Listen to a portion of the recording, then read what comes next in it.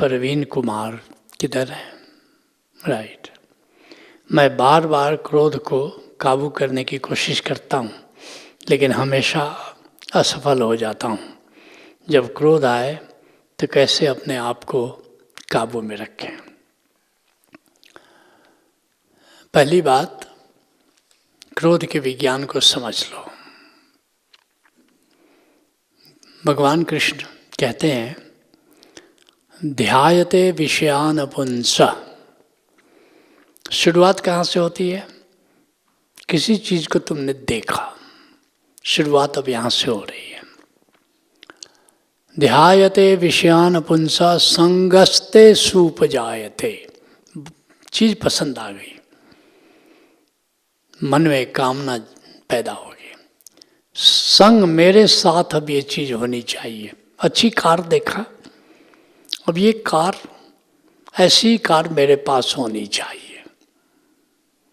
संगस्ते सूपजायते, संगात संजायते काम। उसको प्राप्त करने की इच्छा जो हुई, इससे अब एक कामना पैदा हुई। कामना क्या पैदा हुई? कि सब लोग मुझे सहयोग करें इसको प्राप्त करने के लिए। कामना का अर्थ समझ लेना, विश नहीं, एक्सपेक्टेशन, अपेक्षा, कि अब सब लोग मदद करें मेरे उद्देश्य को पूरा करने के लिए। उद्देश्य तुम्हारा था, इच्छा तुम्हारी थी, तुम पूरा करो, पैसे कमाओ, खरीदो, नथिंग बैड अबाउट इट। ये कामना नहीं है। कामना कब हो गई? मेरे ससुर जी एक कार दे दें, मेरे पिताजी अब सहयोग करें कार खरीदने में। अब कामना का जन्म हुआ, एक्सपेक्टेशन पैदा हुआ। और कामात क्रोधो विजायते। अब जो लोग तुम्हारी ये कामना पूरी करने में बाधा दे रहे हैं, उन पर गुस्सा आएगा। तुम्हारी कामना थी कि पत्नी मीठा बोले। चिरीमिरी में एक जगह है छत्तीसगढ़ में, वहाँ मैं सेशन ले रहा था। एक मैनेजर थे, वे उठे, उन्होंने कहा मेरी पत्नी मुझसे मीठा नहीं बोलती। तो करीब 60 लोग भाग ले रहे थे, 40 पुरुष थे, 20 महिलाएं थी। मैंने कहा वे पुरुष हाथ उठाएं जिनकी पत्नी उनसे मीठा बोलती है। किसी ने हाथ नहीं उठाया। मैंने कहा तुम क्यों परेशान हो, ये देख लो। उन्होंने कहा आश्चर्य की बात है, क्योंकि ये 20 भाभियाँ इसी मोहल्ले की हैं, कॉलोनी की हैं, मैं सबको जानता हूँ, ये तो बहुत मीठा बोलती हैं, कैसे ये लोग हाथ नहीं उठा रहे? मैंने कहा सूत्र यही है, भाभियाँ मीठा बोलती है, पत्नी नहीं बोलती है। अब तुम पत्नी से आशा करते हो कि वो मीठा बोले, अब कामना हुई, पत्नी मीठा बोलती नहीं, अब गुस्सा आएगा कि तीखा क्यों बोलती है। ऋषि कहता है कि 6 महासुख है। महासुख, क्या महासुख है? 6। अर्थागमो नित्यम, रोज कुछ धन पैदा हो। अब जब नौकरी करते हैं, क्या करते हैं? महीने में एक दिन तनख्वाह मिलती है, खुश है जमाना, आज 1 तारीख है। मैं देखता था शुरू 1966 में मैंने RIT जमशेदपुर में लेक्चरर का काम शुरू किया। तो 1 तारीख को तनख्वाह मिलती थी। उस ज़माने में तनख्वाह 375 रुपये थी और मकान भाड़ा काट करके 342 रुपये मिलते थे। तो ठीक था, उस ज़माने के लिए 342 रुपया ठीक था। तो फर्स्ट वीक में जो भी आता था मेरे घर में, मेरी पत्नी चाय के साथ बिस्कुट, थोड़ा ड्राई फ्रूट भी साथ, बिल्कुल कैपिटलिस्ट की तरह व्यवहार करती थी।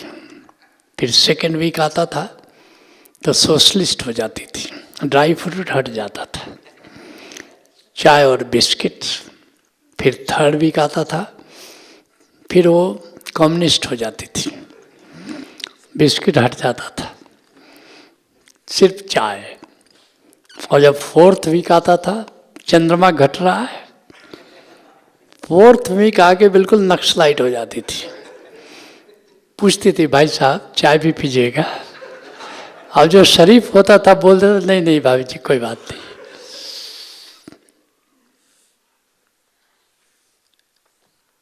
अब जो तुम कामना करते हो, अर्थागमो नित्यम, ये पहली बात है। रोज रोज धन आना चाहिए। वकील है, बिजनेसमैन है, रोज रोज आएगा। अरोगिता च, स्वस्थ रहो, दूसरा महासुख है। प्रिय च भार्या, पत्नी देखने में प्रिय हो, महासुख है। और प्रियवादिनी च, और मीठा बोले, पत्नी मीठा बोले, ये महासुख है। लेकिन पति क्या सोचता है, हर पत्नी मीठा बोले, अरे तब तो हर पति महासुखी हो जाए। वशस्य पुत्रे, हर पिता की कामना है कि पुत्र मेरे अनुसार चले। कोई पुत्र किसी पिता के अनुसार नहीं चलता, अगर चलता है तो बिल्कुल पप्पू होगा, भोपू होगा। अर्थ करी च विद्या, और ऐसी विद्या हमारे पास हो कि किसी देश में जाए, कहीं भी जाए, डॉक्टर है, ऐसी विद्या है, शिल्पकार है, कि कहीं कमा ले, ये महासुख है।